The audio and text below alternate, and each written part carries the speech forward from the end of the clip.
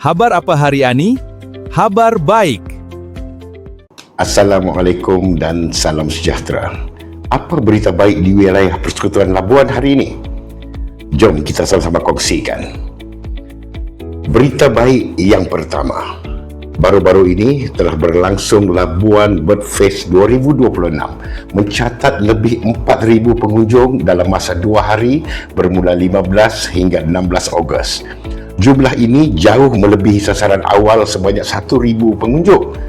Ini membuktikan Labuan mempunyai potensi besar dalam sektor ekopelancongan. Malah, kerajaan turut menyediakan peruntukan bagi penambahbaikan pagar, sangkar dan kemudahan Taman Burung Labuan. Labuan bukan sekadar destinasi pelancongan saja, tetapi semakin menyerlah sebagai destinasi pelancongan berasaskan alam semula jadi. Berita baik yang kedua di Labuan. 5 aset strategi di Labuan dibuka untuk pembangunan.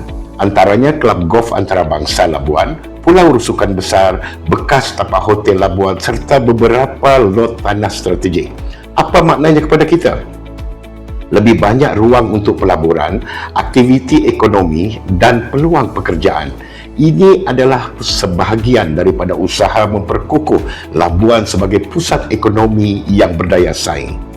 Dan berita baik yang ketiga di Labuan, projek naik taraf sistem gas perubatan Hospital Labuan bernilai 13.16 juta telah siap.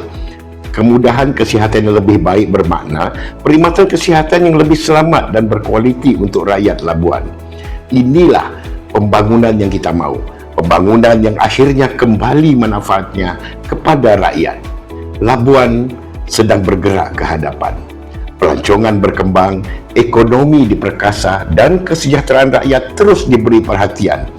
Inilah berita baik Labuan hari ini, sejajar dengan tema Hari Kebangsaan 2026. Malaysia Madani, kesejahteraan dinikmati. Labuan kita, tanggungjawab kita.